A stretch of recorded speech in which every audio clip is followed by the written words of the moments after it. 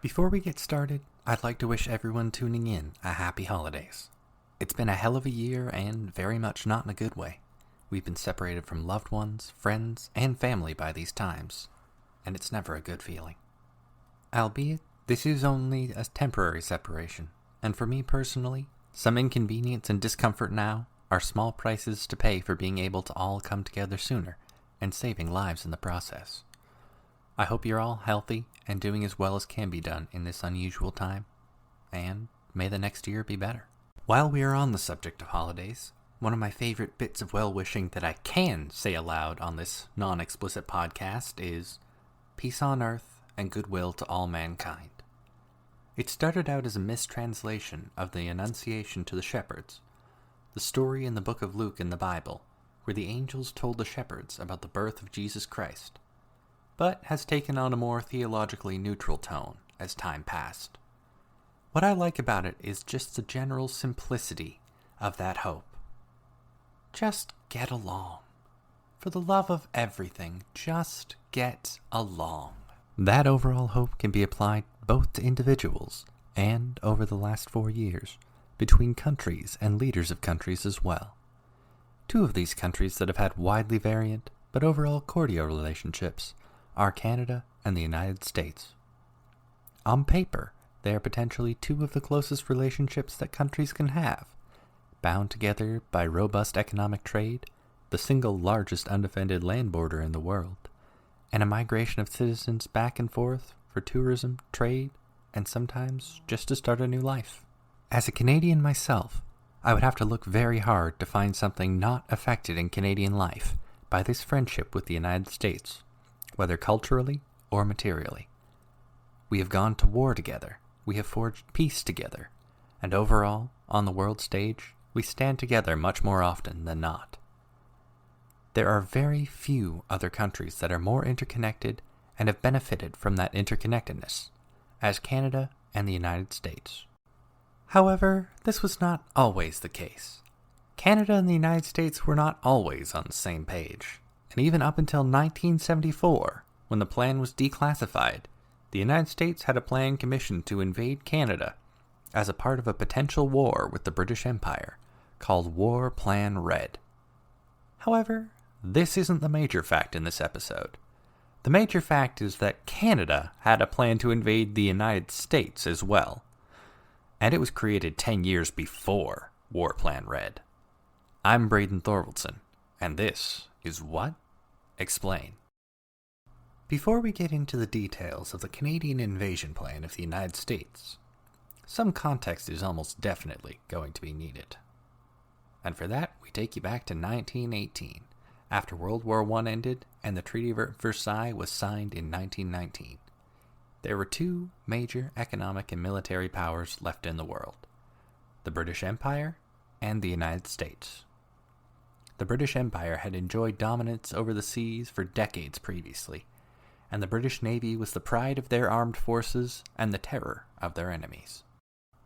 Additionally, much of the function of their empire was dependent on British ships being able to go wherever they pleased with impunity throughout their empire.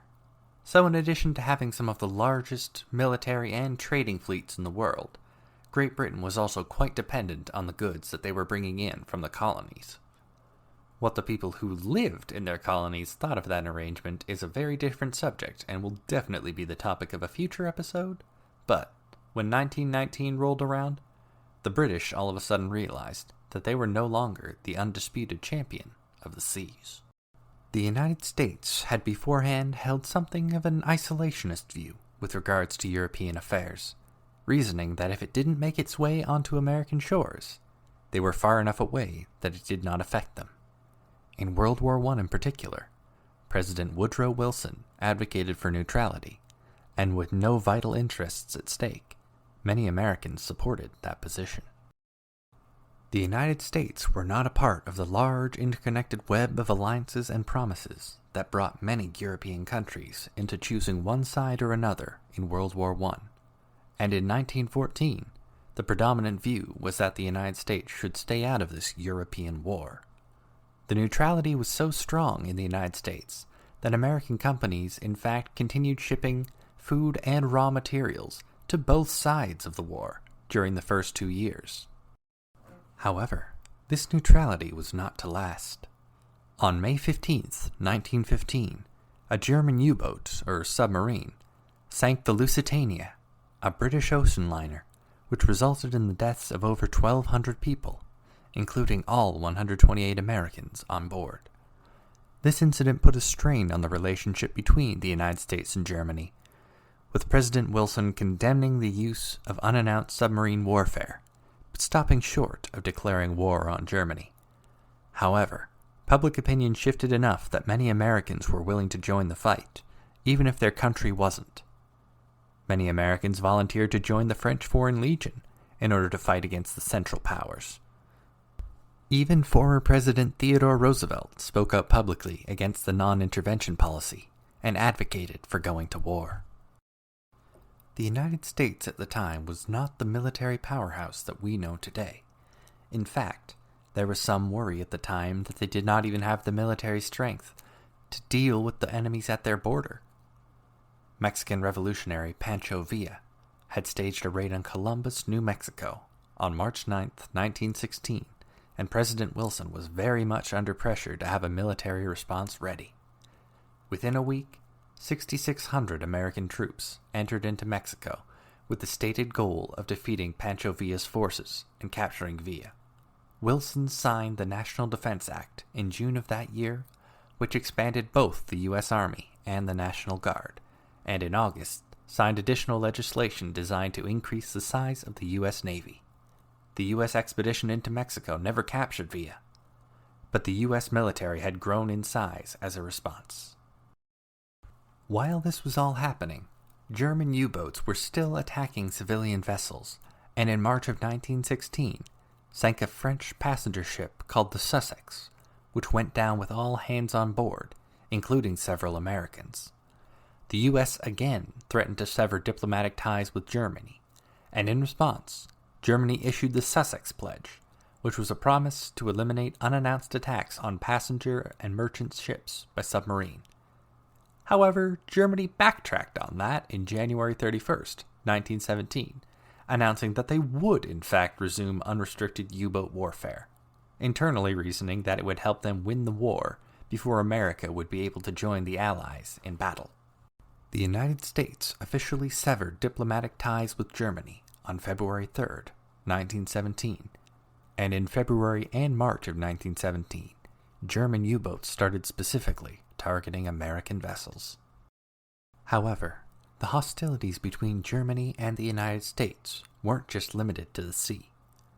In January of 1917, British intelligence managed to intercept and decipher what they later called the Zimmermann telegram, which was a communication from German Foreign Minister Arthur Zimmermann to Heinrich von Eckhardt, the German minister to Mexico. In it, Zimmermann advises von Eckhardt to propose an alliance between Germany and Mexico if the United States were to enter the war on the side of the Allied forces.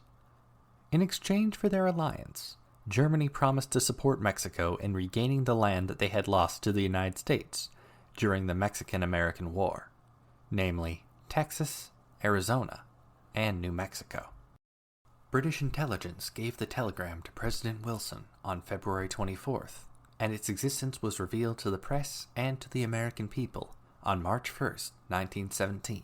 This was the final push needed to move the United States into World War I, and on April 6th, 1917, the United States Congress voted 373 to 50 in favor of adopting a war resolution against Germany. Then the American war machine ground into gear. At the time of the war resolution, the U.S. Army only had 133,000 members. In May of 1917, Wilson passed the Selective Service Act, which resulted in over 2.8 million Americans being drafted into the U.S. Army by the end of World War I. 2 million more Americans voluntarily served in the armed forces during the conflict, leaving them at just under 5 million members total. When the First World War concluded in November of 1918, over 2 million U.S. troops had been shipped over and served in the Western Front in Europe, and the United States now had a significant place at the table in terms of world affairs. They had a massive army that had been put into effect in just under a year, and a navy that had essentially sprung up over the same period. With many of the traditional European powers decimated by the First World War, the United States was in something of a prime position to take a bigger place on the world stage, both militarily and economically. With this new equilibrium, both Great Britain and America came to unsettling realizations. Both of them had massive armed forces buildups, both of them had large naval presences, and both countries have had something of a history of fraught relations.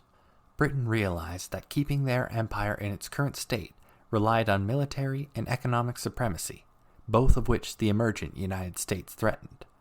Additionally, the United States had commercial interests which ended up financing much of the rebuilding of Europe, including Germany and Austria-Hungary, two of the main Central Powers, which gave them a significant amount of diplomatic and economic power in those areas.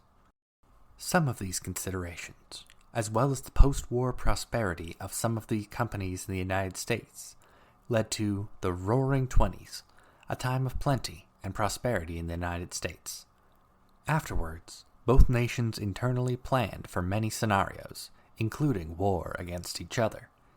Canada, as a part of the British Empire at the time, played a significant calculation in both of those plans, as it shared a massive land border with the United States and had ports available for the still massive British Navy to dock and deploy soldiers from. And so the planning began on both sides. Of course, now we are very much going to start with the Canadian plan.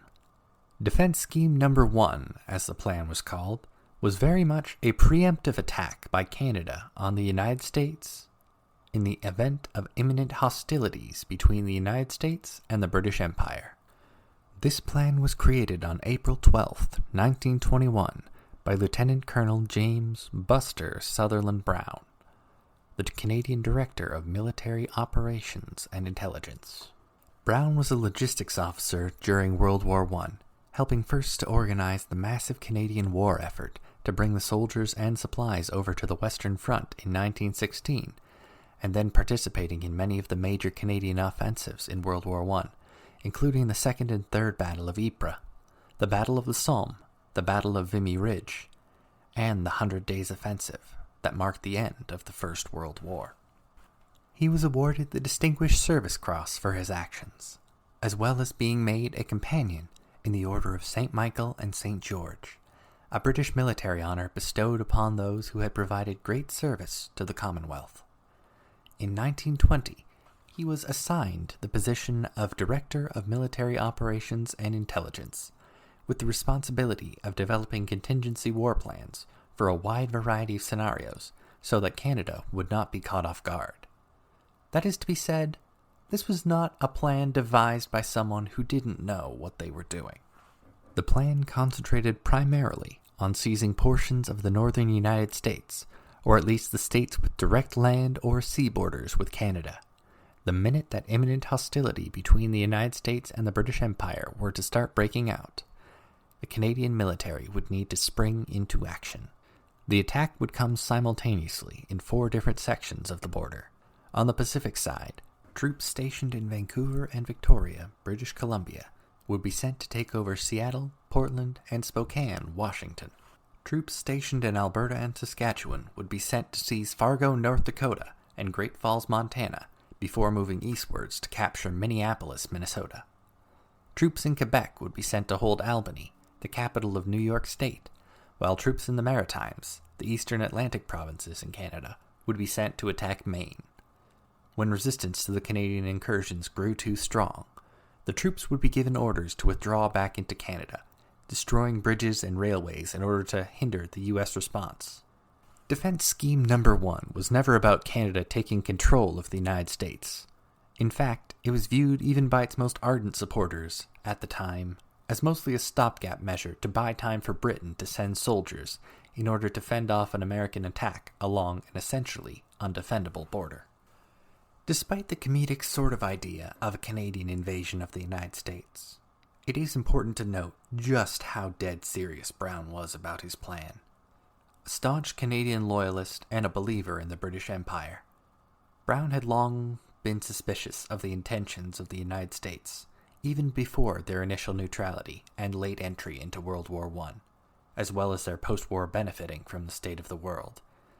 He was so invested in this plan that he and a few other subordinate officers in the Canadian forces risked a diplomatic incident by going into both New York State and Vermont in plainclothes disguise with the explicit purpose of reconnaissance in order to fine-tune Defense Scheme No. 1.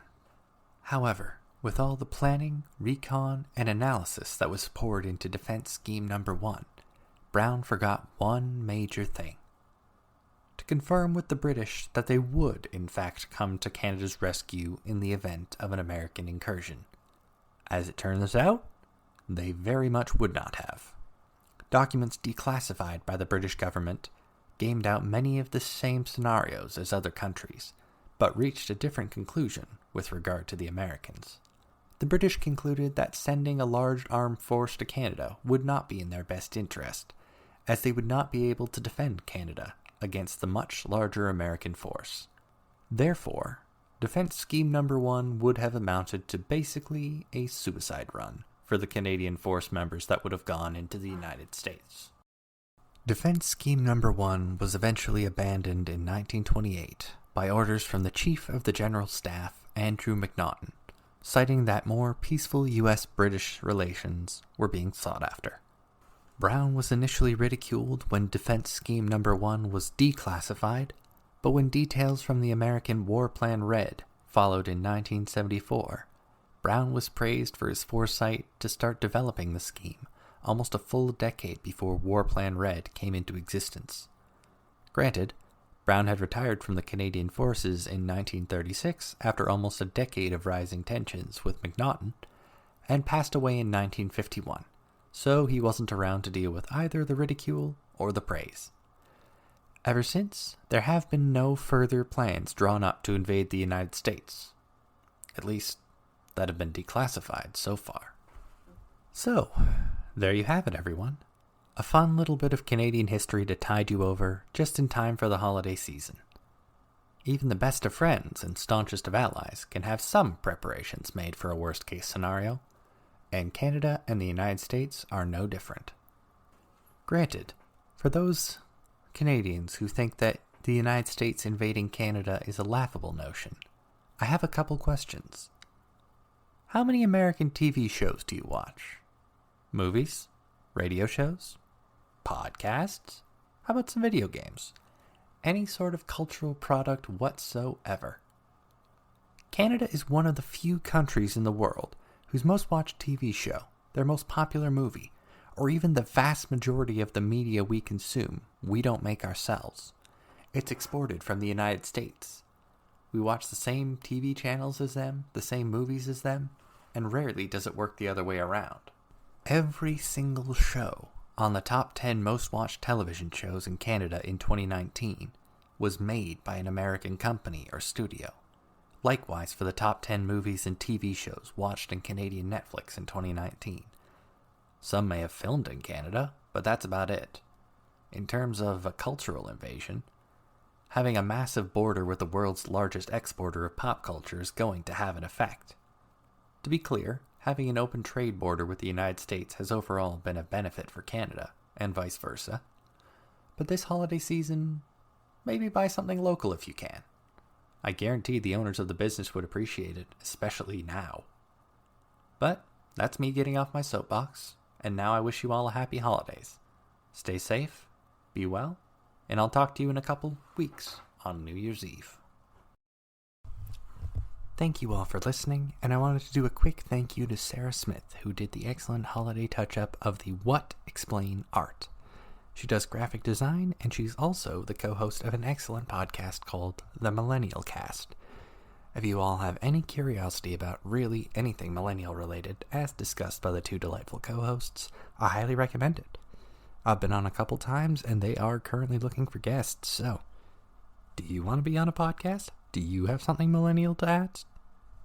Hit them up. Their information is in the show notes. Have a good night.